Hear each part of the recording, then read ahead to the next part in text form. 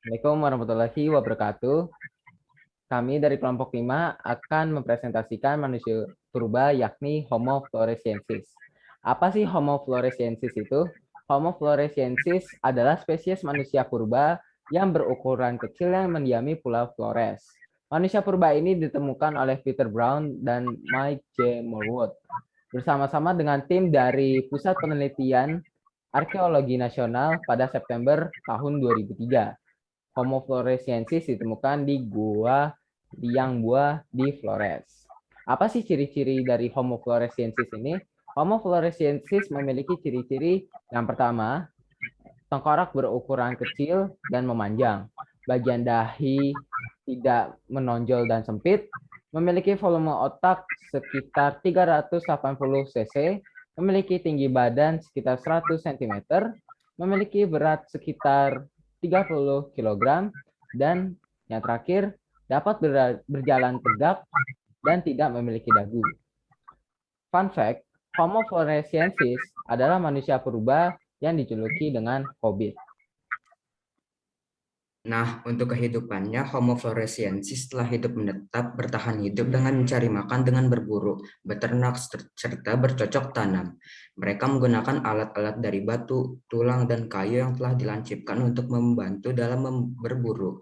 Manusia Homo floresiensis juga memiliki keterampilan dalam membuat gerabah dan membuat pakaian dari kulit hewan. Nah, kenapa sih tubuhnya kecil? Tim ilmuwan yang menemukan fosil tersebut menganggap Homo floresiensis sebagai keturunan spesies Homo erectus yang hidup di Asia Tenggara sekitar 1 juta tahun lalu.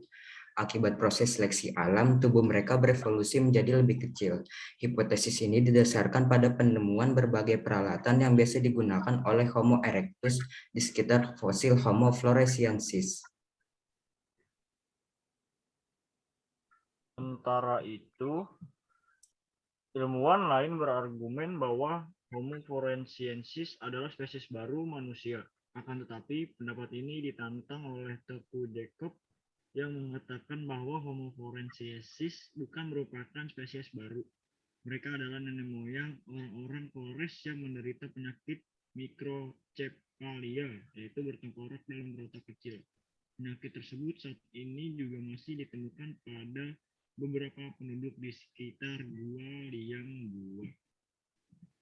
Berapa sih umur Homo floresiensis? Hasil riset Puslit Arkenas bersama dengan Universitas Wollongong dan Smithsonian Institute yang dikerjakan pada tahun 2007 sampai 2014 analisis ulang terhadap usia tulang Homo floresiensis dan sedimen yang mengandung fosil di situs Liang Bua memuat dua kesimpulan. Pertama, berdasarkan analisis sedimen, situs Liang Bua diketahui berusia 60.000 sampai 100.000 tahun. Adapun alat batu yang dipakai Homo floresiensis diperkirakan berumur 50.000 sampai 190.000 tahun.